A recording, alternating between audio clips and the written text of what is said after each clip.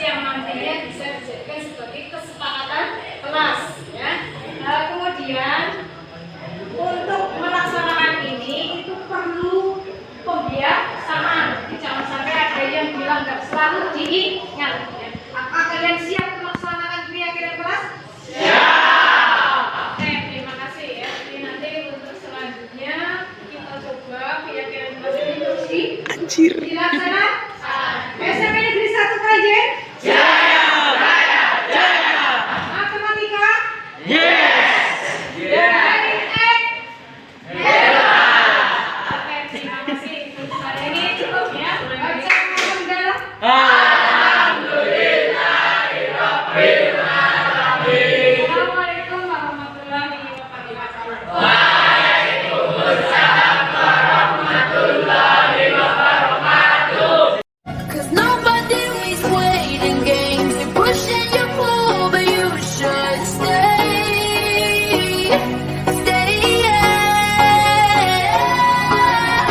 Hold me up, tie me down. 'Cause I know I'll leave your side. Swear to never let you down. That it's been eating me alive. You can take me. وبني لكل امرئ منهم يومئذ شأن يغنيه وجوه يومئذ مسفرة ضاحكة مستبشرة ووجوه يومئذ عليها غبرة ترهقها قترة أولئك هم الكفرة الفجرة بسم الله الرحمن الرحيم إذا الشمس كورت وإذا النجوم انكدرت وإذا الجبال سيرت وإذا العشار عطلت وإذا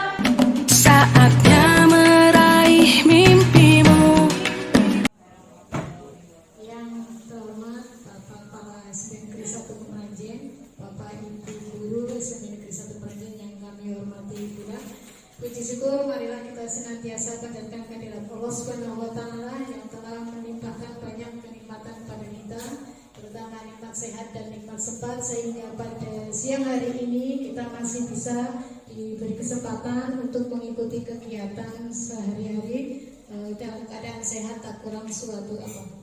Salawat serta salam senantiasa kita curahkan pada Nabi kita Muhammad Sallallahu Alaihi Wasallam. Semoga selalu kita nantikan sahabatnya.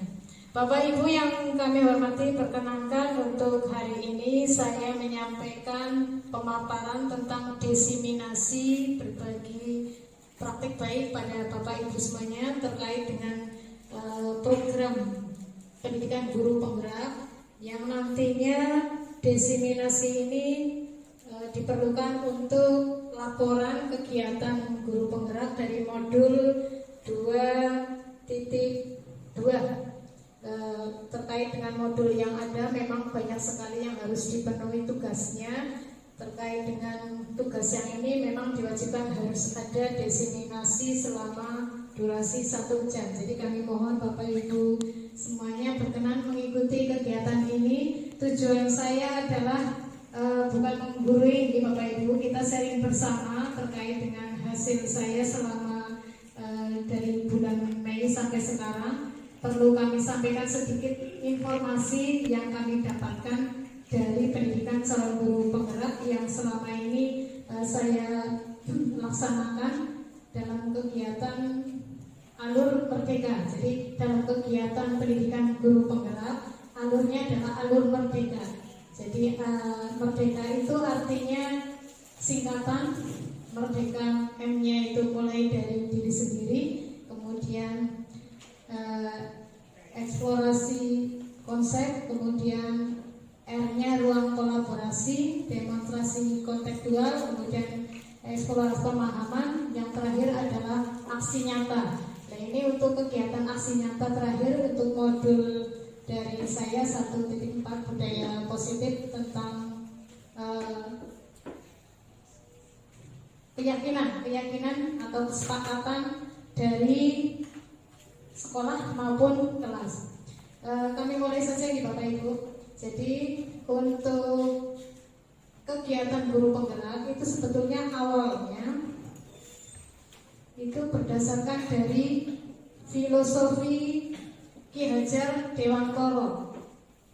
Ki Hajar Dewantara itu menyampaikan bahwa kita sebagai guru itu diibaratkan petani.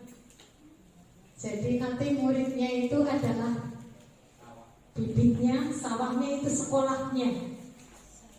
Jadi mengapa disampaikan seperti ini? Karena sekolah itu diibaratkan sebagai tanah tempat bercocok tanam, sehingga guru harus mengusahakan sekolah jadi lingkungan yang menyenangkan, menjaga dan melindungi murid dari hal-hal yang tidak baik.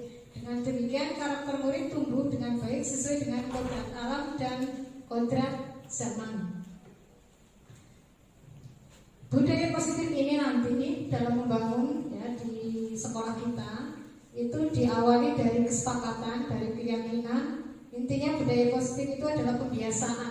Pembiasaan apa yang harus dimunculkan di SMP Negeri 1 Kemeranjen. Seperti kemarin yang sudah ditetapkan tata tertib di SMP Negeri 1 Kemeranjen itu sudah dimunculkan ya.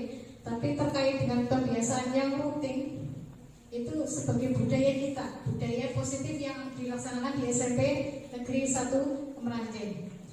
Langkah-langkah apa yang nanti kita laksanakan untuk memunculkan atau menciptakan budaya positif itu nanti akan kami sampaikan, tapi sebelumnya akan kami paparkan dulu terkait dengan kegiatan saya sebelumnya ya. Jadi ada perubahan paradigma. Intinya adalah umumnya disiplin sangat berkaitan dengan posisi kontrol ya. Stimulus respon lawan teori kontrol dengan pandangan tentang dunia itu beda sekali ya. Di situ sudah terlihat jelas realitasnya.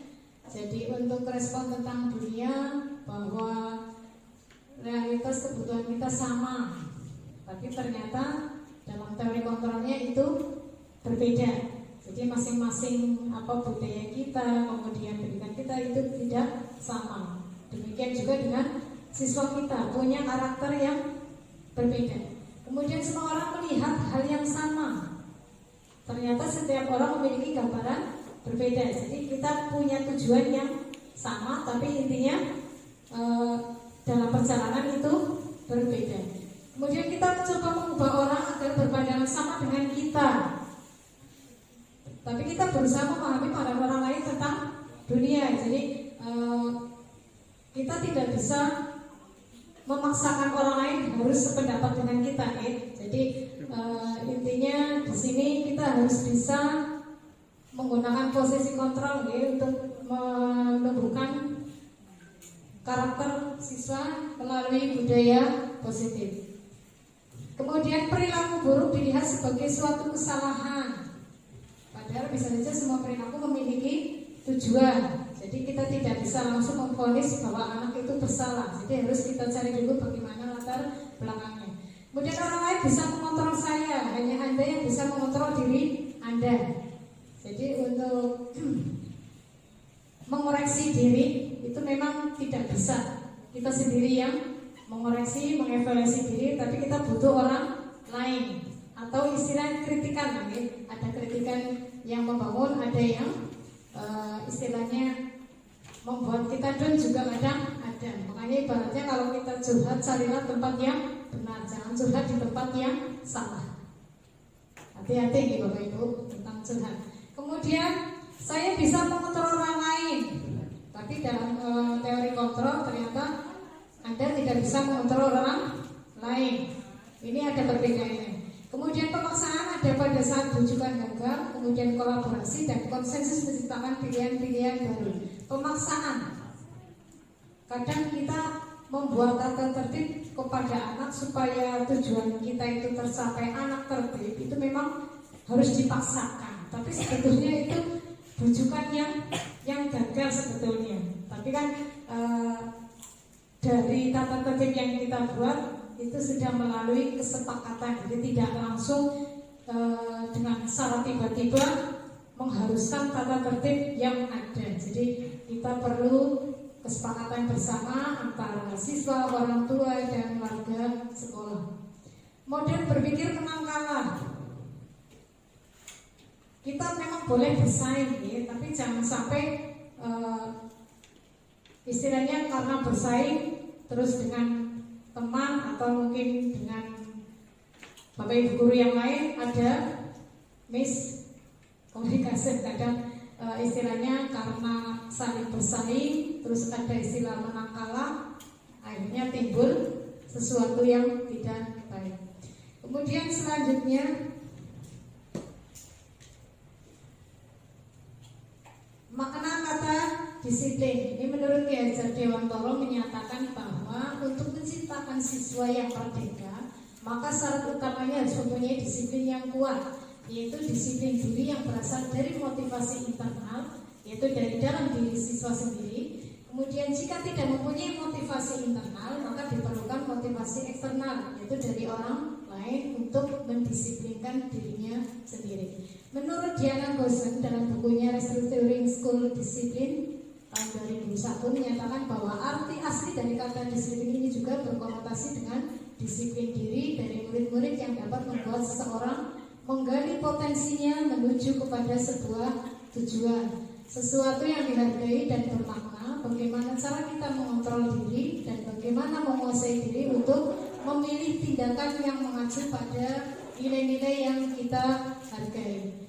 Dengan kata lain, seseorang yang memiliki disiplin diri berarti mereka bisa bertanggung jawab terhadap apa yang dilakukannya karena mereka mendasarkan tindakan mereka pada nilai-nilai kebajikan universal.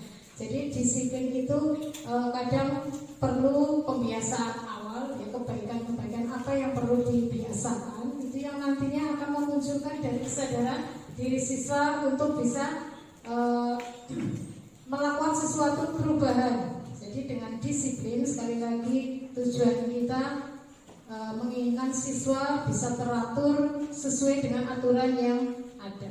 Itu makna kata disiplin. Motivasi perilaku manusia. Terdapat 3 motivasi perilaku manusia. Menurut Diana Gosen, yaitu 1, ini yang perlu sekali Bapak Ibu ketahui ini. Ternyata ada motivasi perilaku manusia yang sering kadang salah kita terapkan. Ada 3, ini ada 3 motivasi. Nanti mana yang sering Bapak Ibu lakukan di kelas, terutama kepada siswa.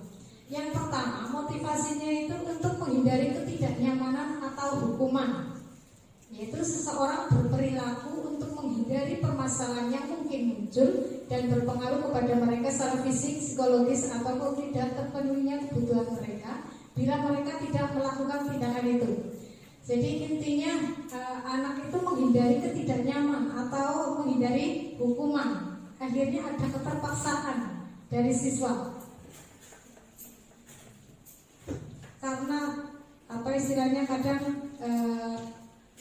anak itu merasa kalau bersalah nantinya berarti saya nanti dihukum. Jikalau nanti hukumannya itu besar, biasanya itu akan tertanam dalam pikiran siswa sampai selama hidupnya. Jadi dengan kata lain sebetulnya hukuman itu sangat-sangat tidak dibenarkan. Kemudian yang kedua, motivasi apa? Untuk mendapatkan imbalan atau penghargaan dari orang lain. Seseorang berperilaku untuk mendapatkan pujian, hadiah, atau imbalan dari orang lain yang menurut mereka penting dan mereka letakkan dalam dunia berkelas mereka. Jadi mereka melakukan kegiatan disiplin, kegiatan yang sesuai aturan hanya menginginkan pujian atau penghargaan. Nah ini kalau lama-lama dilaksanakan oleh siswa, dilakukan oleh siswa dengan berpikiran seperti ini nanti terjadi istilahnya kayak mengharapkan sesuatu yang nantinya saya punya potensi, saya mesti dapat hadiah, dapat penghargaan. Ini tidak bisa berlangsung lama karena apa? Karena untuk mendapatkan penghargaan imbalan itu kadang kita sendiri tidak konsisten. Artinya hanya kadang-kadang. Nah ini yang kadang-kadang ini yang membuat siswa merasa kecewa. Kemarin saya dapat nilai 100, saya dihadiahi 5.000. Hari ini kok saya dapat 100 tidak dikasih 5.000. Padahal dari awal dia belajar secara maksimal menginginkan adanya penghargaan atau hadiah. Nah ini yang kadang sering kita tidak berpikir akibatnya.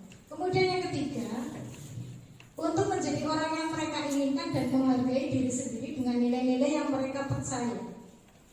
Orang melakukan sesuatu karena nilai-nilai yang mereka yakini dan hargai. Motivasi ini akan membuat orang mempunyai disiplin positif karena motivasinya bersifat internal. Nah ini yang ketiga nih Bapak Ibu. Yang ketiga ini mereka percaya dengan apa yang mereka lakukan itu diyakini oleh semua orang. Jadi tidak ada rasa kalau saya melakukan sesuatu nanti saya dapat pujian, saya dapat penghargaan. Dan jika saya tidak melakukan sesuatu atau melakukan pelanggaran, saya dapat hukuman atau sanksi. Ini yang kadang motivasi yang perlu sekali kita pilah-pilah nih, mana yang berjalan bertahan lama, motivasi anak yang muncul, mana yang hanya sementara. Ini perlu dipilah-pilah. Kemudian tujuan disiplin positif. Tujuan dari disiplin positif adalah untuk menanamkan motivasi kepada semua siswa agar mereka menjadi orang yang mereka inginkan dan menghargai diri sendiri dengan nilai-nilai yang mereka percaya. Motivasi ini berasal dari diri siswa, dari internal, sehingga akan berdampak jangka panjang dan tidak akan terpengaruh dengan adanya hukuman dan hadiah atau penghargaan. Jadi yang seperti tadi saya sampaikan, sekali lagi ternyata hukuman dengan penghargaan itu hanya sementara. Jadi jika ada aturan, kita buat sebuah keyakinan, kesepakatan yang tidak perlu dimunculkan hukuman atau penghargaan. Itu sebetulnya tujuan dari disiplin positif. Kemudian keyakinan kelas. Keyakinan kelas itu merupakan nilai-nilai kebaikan atau prinsip-prinsip yang disepakati secara universal. Orang akan lebih semangat atau tergerak untuk melaksanakan keyakinannya daripada hanya mengikuti aturan. Jadi keyakinan ini merupakan nilai-nilai kesepakatan yang sudah dibahas. Misalkan keyakinan kelas, lebih kecil lagi misalkan keyakinan kelas mapel. Misalkan kalau saya sendiri adalah keyakinan kelas matematika. Jadi untuk menumbuhkan atau supaya anak itu selalu melakukan budaya-budaya positif di kelas tanpa melanggar aturan yang ada, kita perlu keyakinan kelas. Jadi yang kecil kelas itu dibuat dengan kesepakatan kelas apa harus sepakati di kelas itu. Jadi nanti kesepakatan kelas tidak perlu banyak-banyak, nggak perlu, karena nanti jika ada sesuatu hal harus melihat satu persatu apakah ada di keyakinan kelas atau tidak. Kemudian cara atau langkah pembentukan keyakinan kelas yang pertama, keyakinan kelas bersifat lebih abstrak daripada peraturan yang lebih rinci dan nyata. Kemudian keyakinan kelas berupa pernyataan-pernyataan universal. Pernyataan keyakinan selalu dibuat dalam bentuk positif. Artinya jangan ada kata jangan, tidak boleh, gitu. Harus positif. Keyakinan kelas harusnya dibuat tidak terlalu banyak. Seperti yang tadi saya sampaikan, tidak perlu terlalu banyak untuk membuat kesepakatan kelas, sehingga mudah diingat dan dipahami oleh semua anggota kelas. Jadi kalau keyakinan kelas kita buat dan tidak terlalu banyak atau ibaratnya hanya yang diperlukan saja, itu akan mempermudah anak untuk mengingat-ingat apa yang harus saya lakukan pada saat proses pembelajaran. Keyakinan kelas hendaknya sesuatu yang dapat diterapkan di lingkungan itu. Jadi sebagai patokan pedoman bagaimana saya melaksanakan kegiatan sesuai keyakinan yang ada. Semua anggota kelas hendaknya ikut berkontribusi dalam pembuatan keyakinan kelas melalui kegiatan curah pendapat. Nah ini Bapak Ibu, untuk keyakinan kelas atau kesepakatan kelas, sekali lagi dalam satu kelas itu semua harus terlibat. Ada 32 siswa, ya berarti nanti ada 32 yang terkumpul, walaupun mungkin ada yang sama untuk keyakinan kelas. Semua anggota kelas bersedia meninjau kembali keyakinan kelas dari waktu ke waktu. Setelah keyakinan kelas atau kesepakatan kelas terbentuk, ini kepada anak perlu diingatkan. Jangan sudah ditempel ya sudah. Jadi perlu diingatkan setiap kali mungkin pembelajaran. Ingat, keyakinan kelas kita adalah pada saat proses pembelajaran nanti kita harus satu, misalkan tepat waktu, misalkan mungkin dalam diskusi kelompok harus semuanya bekerja sama.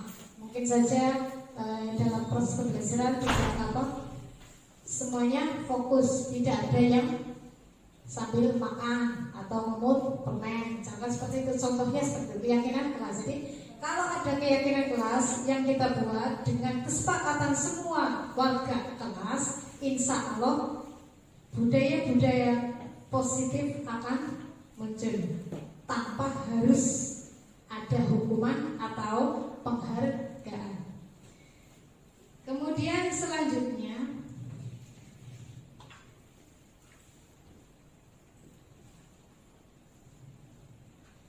memberikan kesempatan kepada semua siswa untuk berpendapat tentang peraturan yang perlu disepakati di kelas. Semua siswa punya kesempatan menuliskan apa yang siswa inginkan. Kemudian mencatat semua masukan siswa di papan tulis atau di kertas besar, sehingga semua siswa bisa melihatnya. Jadi nanti hasil dari tulisan siswa sebelum kita pilah-pilah, kita letakkan dulu di papan tulis boleh, ya, atau di kertas yang besar kita tempelkan. Nanti dipilah-pilah mana yang perlu dan mana yang tidak perlu. Menyusun keyakinan kelas sesuai prosedur pembentukan keyakinan kelas. Ubahlah kalimat menjadi masih jangan di kelas. Wanita berpendapat mencatat, kemudian mengajak untuk mencari kebajikan atau keyakinan yang menjadi inti peran tersebut. Contohnya, misalkan berjalan di kelas, dengarkan guru, datang tepat waktu, bisa disarikan menjadi satu keyakinan, yaitu saling menghormati. Tapi itu melanggar bahasa Indonesia sebenarnya. Yang jangan mengubah kalimat negatif menjadi kalimat positif. Itu kan di pelajaran bahasa Indonesia ada kalimat larangan, dan nanti kami mau mencari contoh untuk kalimat negatif, tidak ada itu. Oke, ini tadi terkait dengan saya pembelajaran matematika Pak. Memang beda sekali bahasa kita dengan bahasa Indonesia. ada bahasa matematika terbuka. Ya. Kalimat terbuka dalam matematika itu beda artinya dengan di bahasa Indonesia. Kalimat terbuka dalam matematika itu pengertiannya adalah kalimat yang belum diketahui betul atau salah. Kalimat deklaratif ya.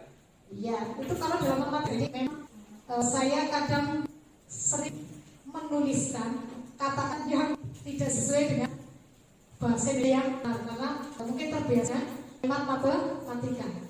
Terima kasih Pak Paryo, nanti kami ganti ya untuk mengubah kalimat negatif menjadi kalimat positif karena matematika tidak terus. Bukan menyalahkan tidak, artinya bahasa Indonesia kan kadang-kadang butuh bukti, contoh kalimat larangan, kalimat perintah, itu hanya itu bukan menyalahkan panjenengan, bukan masalah itu. Tapi kalau itu dihilangkan, sedangkan dalam teori bahasa Indonesia memang ada kalimat larangan, ada kalimat perintah, jadi nanti kalau itu dihapus semua mungkin dalam konteks kebahasan baik maupun bahasa Indonesia maupun non bahasa Indonesia, jadi mungkin lama-lama kan hilang juga ya, kayak salaman mungkin mulai hilang mungkin lama-lama menjadi semuanya kalimat positif memang dalam semua konteks, bukan hanya dalam bahasa Indonesia, tapi mungkin ilmu semua berkembang. Ini hanya selorong saja, semoga dilanjut. Oke, terima kasih Pak Paryo, memang sekali lagi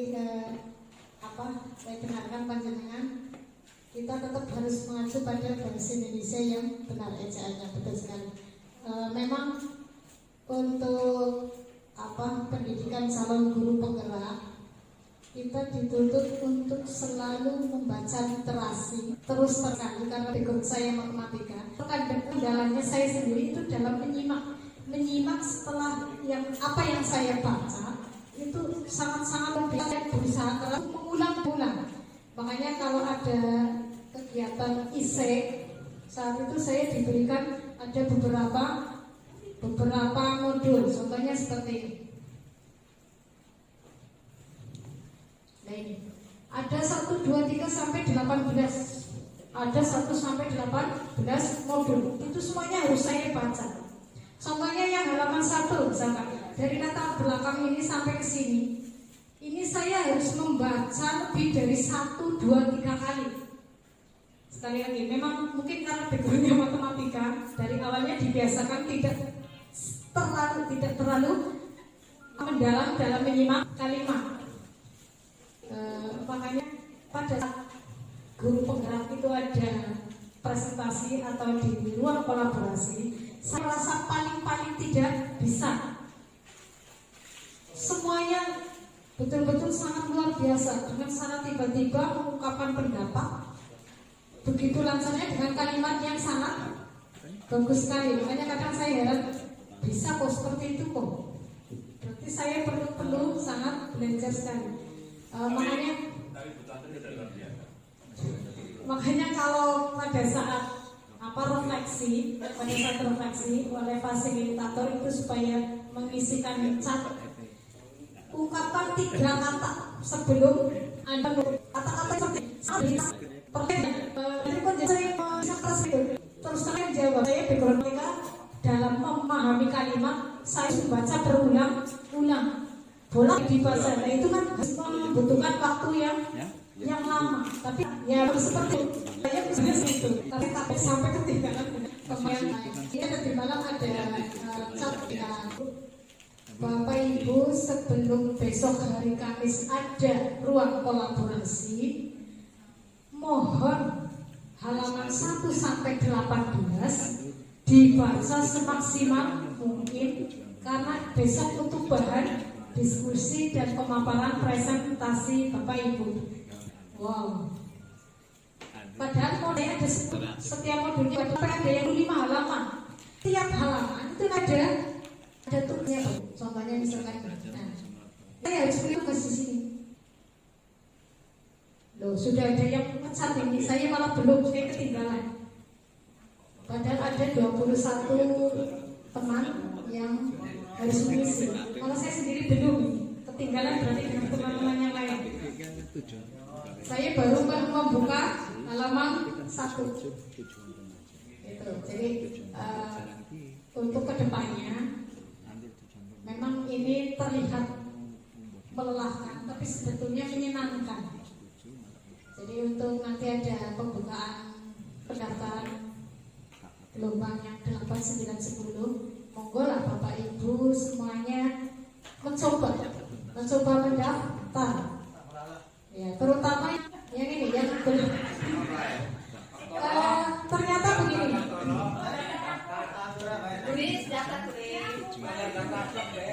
Ya, kami mohonlah untuk penerus saya monggo, jangan saya terus ya. Ada informasi begini, Pak Supriyanto itu kan Pak PPG, ternyata bagi guru yang sudah melakukan atau sudah jadi guru dalam PPG itu tidak semua tugas harus dikerjakan. Ada beberapa tugas yang ibaratnya digratiskan gitu, karena sudah pernah di guru penggerak, karena sama-sama dari Kemendikbud. Dan ternyata pendidikan guru penggerak sama persis dengan PPG, modelnya sama, pakai LMS, pakai alur merdeka, sama persis gitu. Kalau pendidikan guru penggerak 6 bulan sampai 9 bulan, tapi kalau PPG mungkin hanya 2 sampai 3 bulan. Tapi ternyata dalam tugas-tugasnya LK-nya itu ada yang diperbolehkan tidak dikerjakan. Itu manfaatnya Pak Mahyudi, Bu Galuh, Bu Ida. Monggo. Ada kesempatan gelombang 8, 9, 10. Nanti siang itu ada sosialisasi, monggo diikuti cara pendaftaran. Ibu lanjutkan ya.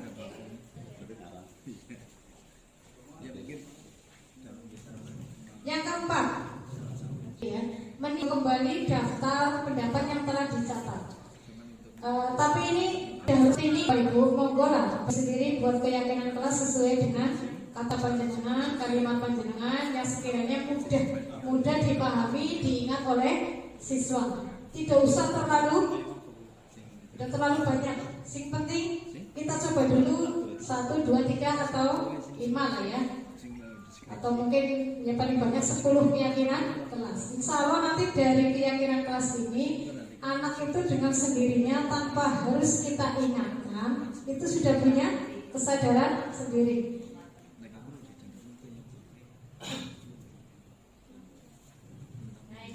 Yang kelima, meninjau ulang keyakinan kelas secara bersama-sama. Jadi nanti setelah dari siswa 32 siswa atau 36 siswa semua nanti menuliskan di kertas, kemudian ditempel, kita pilih-pilih, kita kesepakatan, kita koordinasikan dengan siswa manakah yang perlu, mana yang tidak perlu. Gitu.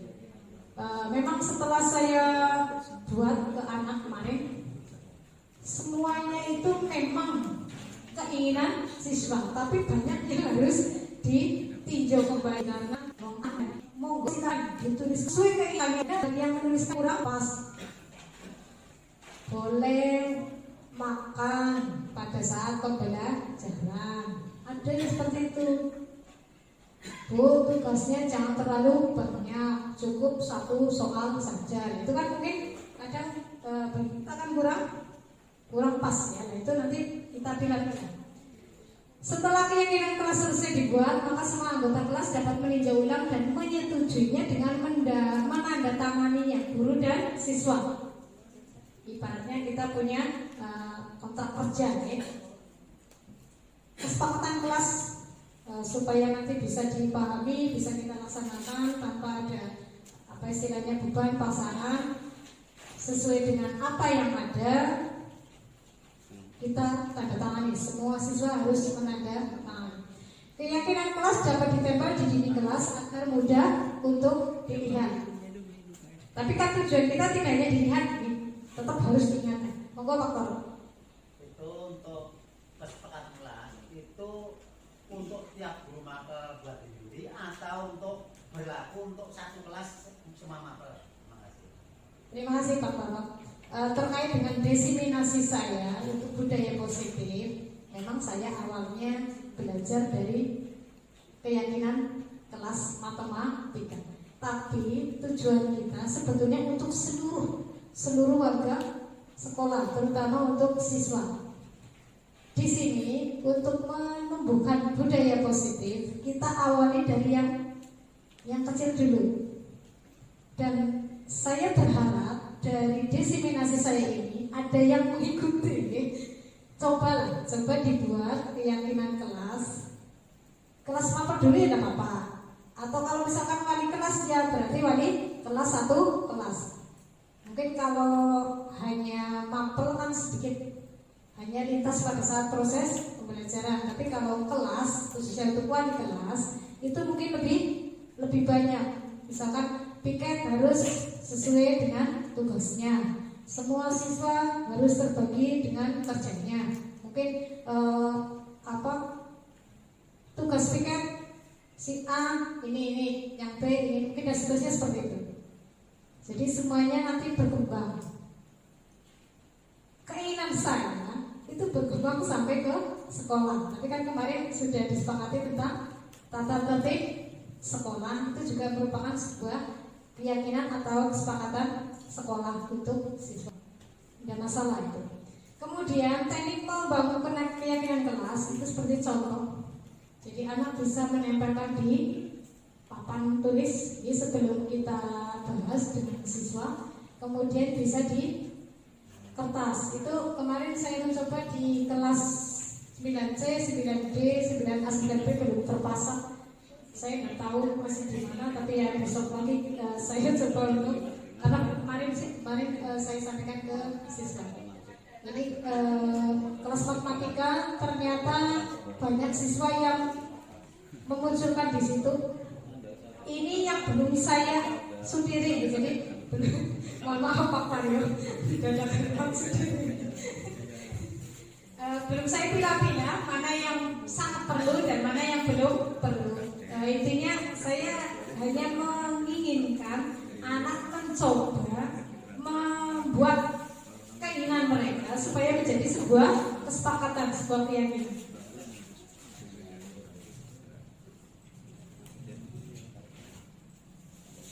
Nah ini mungkin sebagai contoh kata-kata yang mungkin tak sebagai pedoman untuk siswa.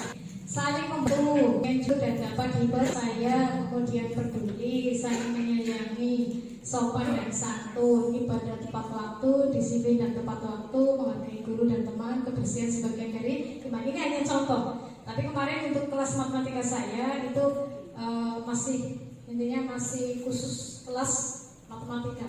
Jadi kebanyakan kemarin di kelas saya itu yang sangat banyak itu adalah pada saat pembelajaran, terutama dalam proses diskusi, dalam diskusi kelompok, siswa fokus untuk diskusi kelompok.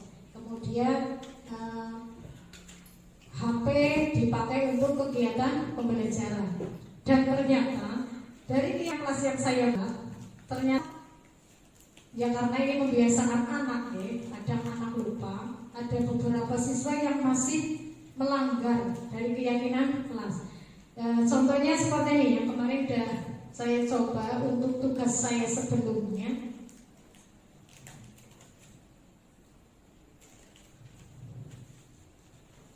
Pada saat proses pembelajaran ternyata ditemukan anak yang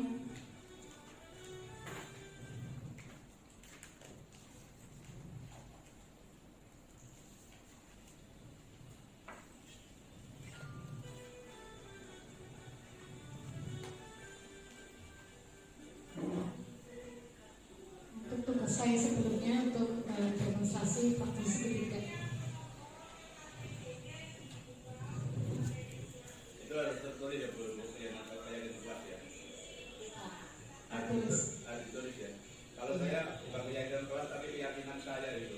Saya kan di kelas yang sama itu saya larang jangan memutar permen, jangan minum, jangan makan. Tadi kalimatnya tidak semua itu ya.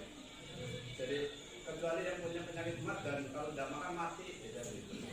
Tidak apa-apa, itu justru kalau dengan kalian tanpa harus. Kalau tadi kan saya contohnya dihimpun, disaring jadi satu kalimat.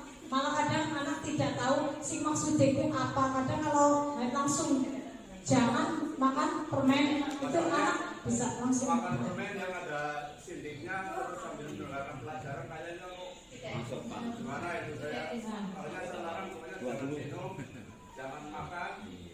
Terus jangan menutup permen ketika pelajaran bahasa Indonesia kecuali yang punya penyakit kronis tidak makan dan tidak minum selama itu mati. Ya itu memang Ini monggo lah Bapak Ibu terkait dengan keyakinan kelas kita coba nih budaya positif yang sudah kita buat. Ini Bapak Ibu perhatikan pada saat pembelajaran diskusi kelompok ada 2 siswa yang bermain game dengan santainya. Tidak tahu kalau gurunya di belakang Rizky sama Messi. Cuma kesana tanpa ada rasa bersalah.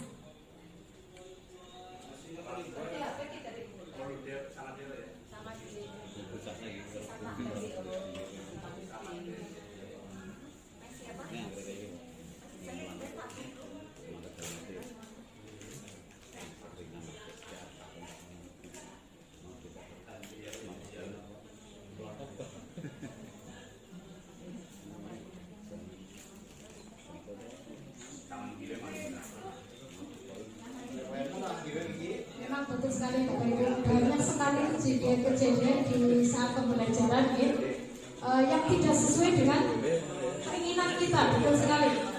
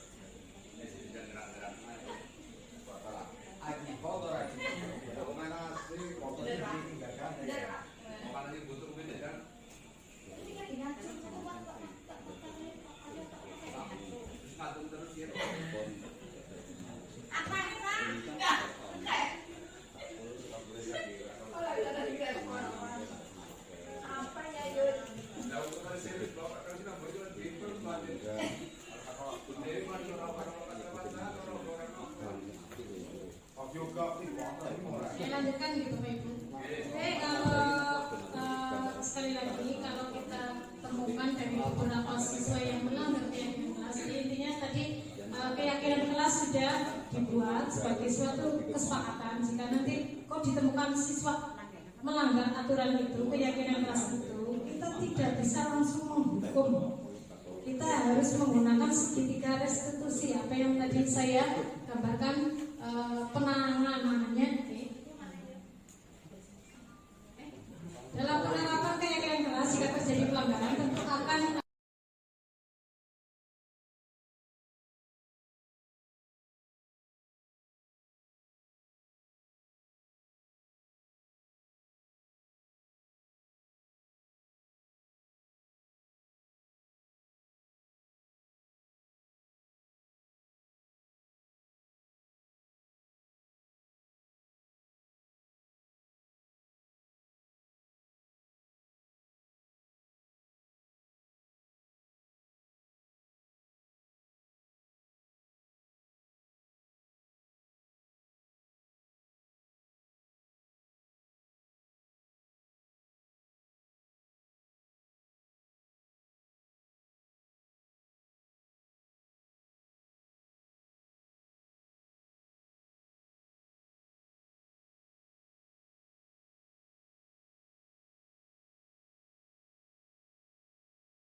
saya lanjutkan ya, paling hanya mungkin 10 menit 15 menit lah ya. Siap.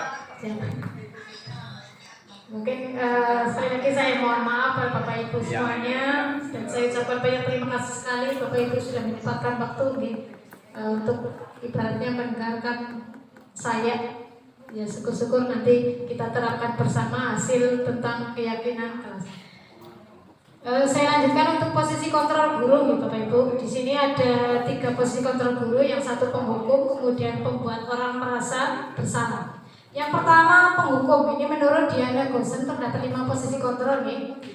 Seorang penghukum dapat menggunakan hukuman fisik dan verbal. Guru yang menjalankan posisi penghukum akan berkata seperti ini: patuhi aturan saya, atau awas nanti ya, kamu selalu saja salah. Nah ini kalau posisi kita sebagai penghukum, kita itu jelas nanti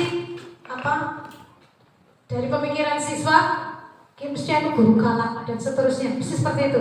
Dalam pikiran anak mesti, kurang apa-apa kok saya dihukum dengan bentakan atau kata-kata keras. Kemudian sebagai posisi kontrol yang kedua, itu membuat orang merasa bersalah. Pada posisi ini biasanya guru akan bersuara lebih lembut. Ada ibaratnya menggunakan keheningan yang membuat siswa menjadi tidak nyaman, kemudian merasa bersalah atau rendah hati. Contohnya kata-kata yang sering kita ucapkan adalah seperti ini: Bapak sangat kecewa dengan kamu. Jadi lebih ibaratnya kata-katanya lebih sedikit lembut gitu, beda dengan yang penghukum. Berapa kali ibu harus memberitahu kamu ya? Ya, nah itu kalau goblok ya, itu mungkin yang penghukum. Jadi sekali lagi, kepada anak kita harus sangat-sangat berhati-hati. Tapi kadang memang emosi kita secara tiba-tiba muncul. Jadi memang untuk materi pendidikan guru penggerak selanjutnya itu tentang pembelajaran emosional. Jadi Bapak Ibu guru harus mengatur emosi pada saat mengetahui siswa melanggar aturan. Jadi kadang kan karena merasa kita tidak dihargai pada saat proses pembelajaran, misalkan kita kok mengetahui anak sudah waktunya pembelajaran belum masuk, masih di kantin, mesti secara tiba-tiba kita terus ada rasa emosi tinggi. Sing ujug-ujugnya begitu anaknya datang, gak usah ikut masuk. Wis anak, mari kantin baik, jajan baik. Ngapa belajar matematika? Soal penting, ora perlu. Akhirnya anak tidak mengikuti pembelajaran selama 1 jam. Itu sebetulnya tidak dibenarkan, gitu. Itu harusnya kita luruskan, ya diluruskan seperti tadi. Makanya kita perlu keyakinan kelas, kesepakatan kelas. Kemudian selanjutnya sebagai teman, posisi kita sebagai teman. Dalam posisi ini guru tidak akan menyakiti murid, tetapi akan selalu berusaha mengontrol siswa melalui persuasi. Posisi ini dapat berdampak positif dan negatif. Positif berupa hubungan yang baik antara guru dan siswa. Contohnya, ayo bantulah demi ibu ya. Jadi kita sangat berharap kepada siswa supaya benar-benar ibaratnya menganggap kita sebagai teman. Ayo, ingat tidak semua bantuan itu selama ini. Jadi ibaratnya tidak ada pembedaan antara siswa dengan guru dalam menangani siswa. Kemudian hal negatifnya, bila guru tidak dapat membantu, maka siswa akan kecewa dan berkata seperti ini: saya pikir Bapak adalah teman saya,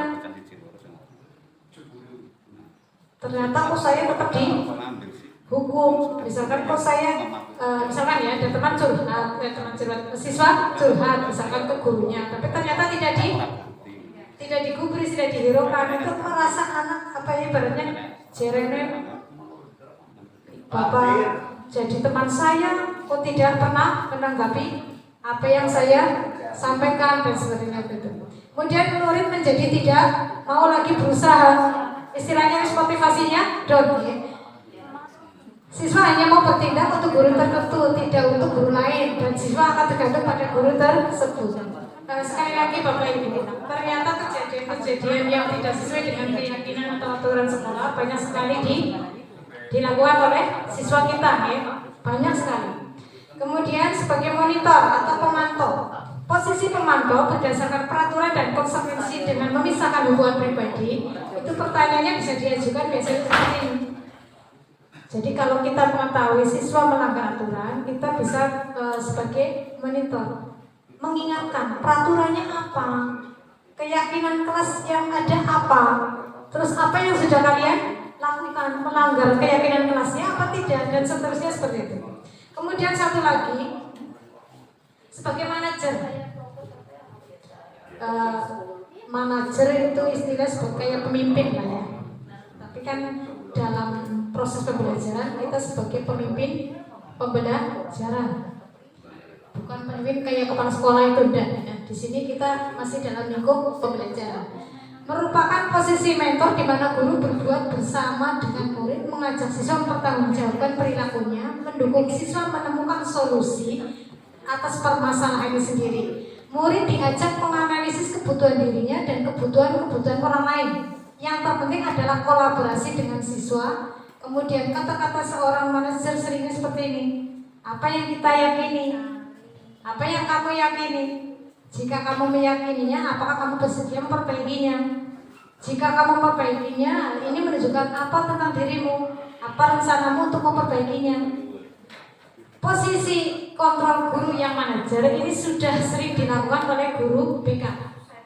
Jadi kalau ada anak terlibat kasus, yang sudah dilaksanakan adalah guru BK. Jadi anak meluruskan, menangani bagaimana cara mencari solusi dari permasalahan yang terjadi. Dan di sini sekali lagi untuk kedepannya dalam kurikulum Merdeka tidak hanya guru BK yang melaksanakan seperti itu. Kita sebagai guru mapel juga harus sama. Jadi meluruskan anak dengan posisi kontrol yang ada, yang sering ibaratnya kita abaikan adalah yang manajer ini. Jadi intinya seringnya loh ya, kalau ada kasus mesti bawa saja ke BK, biar guru BK yang menangani. Itu sebetulnya masih keliru. Jadi kita sebagai guru juga harus punya posisi kontrol sebagai manajer. Jadi kita mencari solusi bagaimana caranya anak untuk mengubah perilakunya sesuai dengan aturan yang ada. Jadi sangat penting sekali saat ini kita berkolaborasi dengan guru BK. Itu jadi tidak memilah-milah. Itu ibaratnya pekerjaan guru BK ya biarkan guru BK, tidak seperti itu gitu Bapak Ibu. Jadi kita harus bersama-sama. Jadi jika kita menemukan anak melanggar aturan, ya kita tangani bersama-sama. Tapi yang sudah sering dilaksanakan, yang sudah menangani ini adalah guru BK selama ini. Kemudian selanjutnya sedikit lagi nih.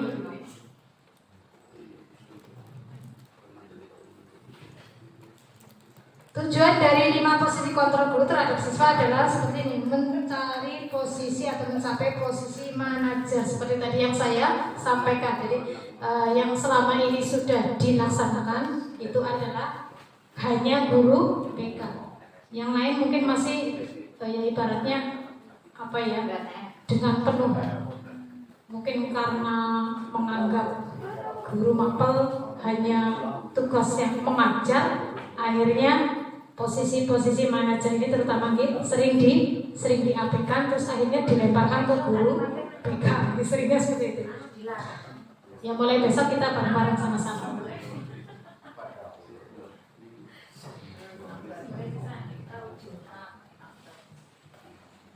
Yang terakhir Bapak Ibu.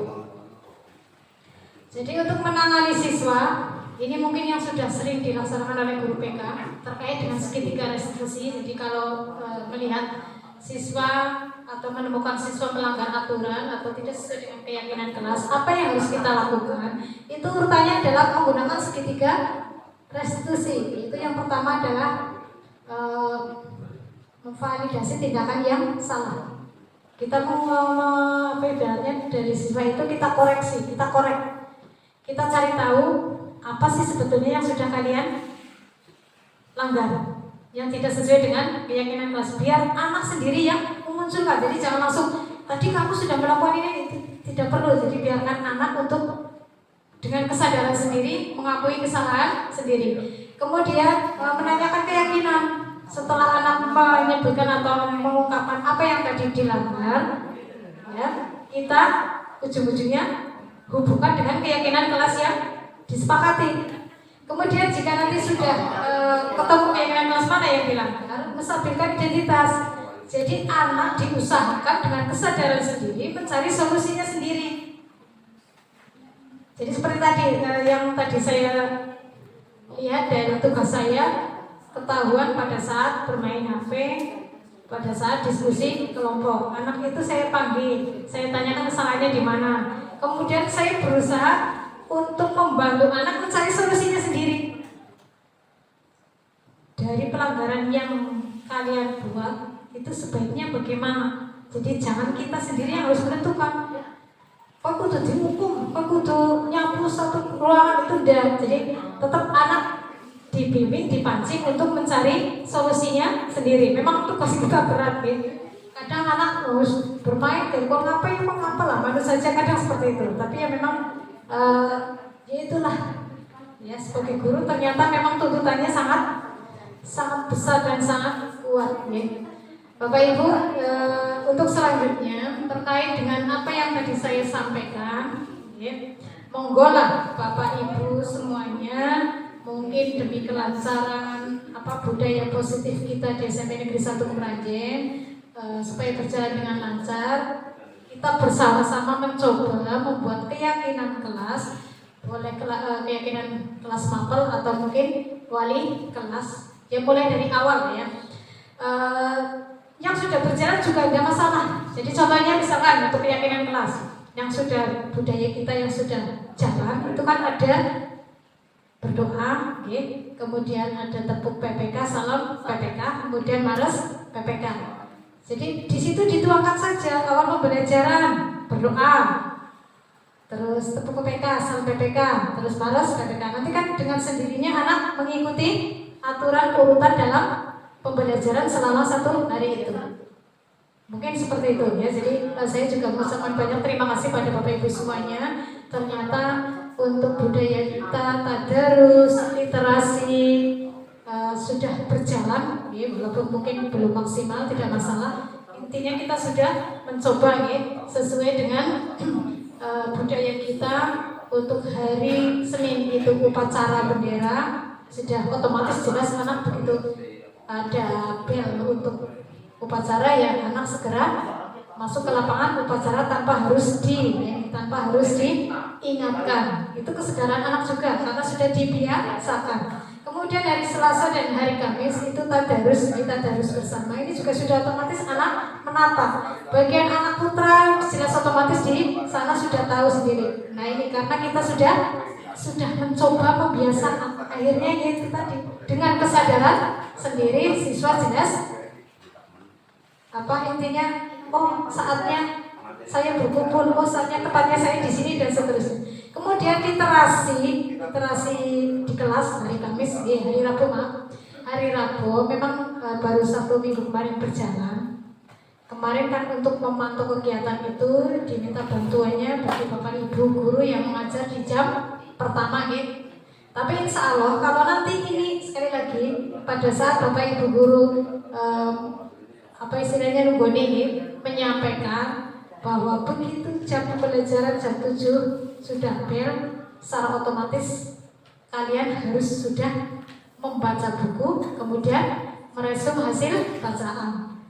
Nanti lama-lama tanpa kita tunggoni sudah otomatis anak pasti seperti itu.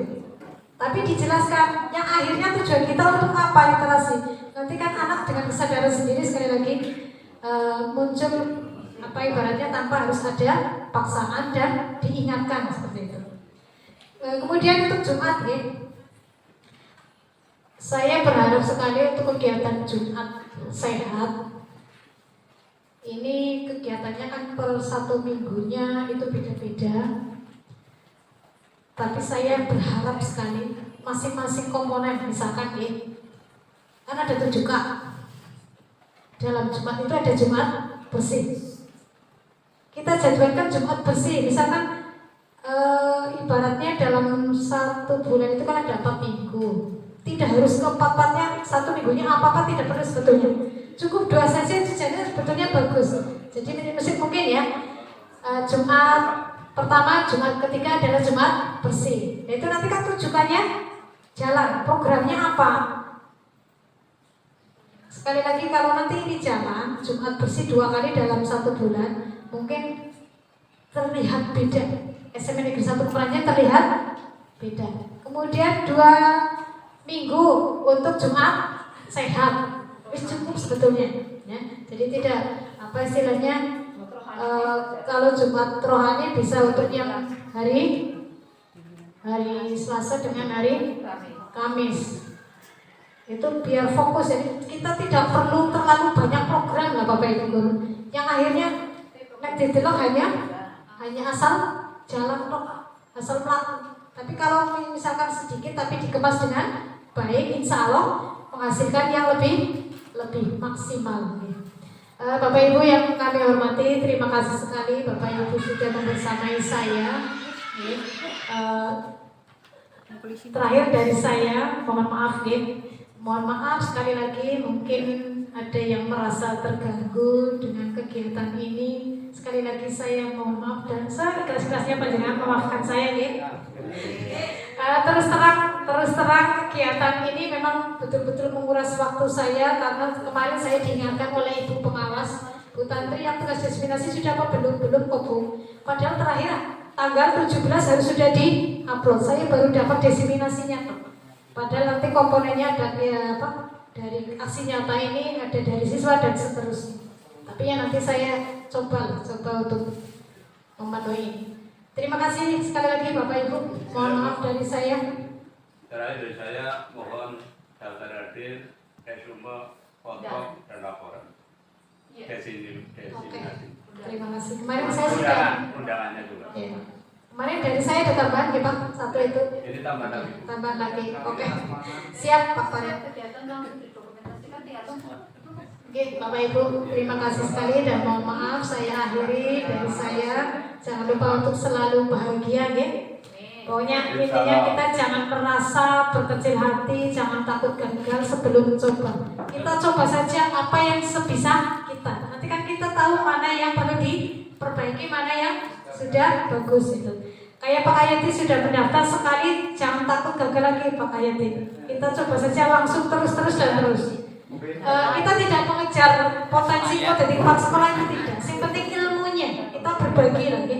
Terima kasih Bapak Ibu. Akhir kata, bila taufiq wal hidayah. Assalamualaikum warahmatullahi wabarakatuh. Waalaikumsalam warahmatullahi wabarakatuh.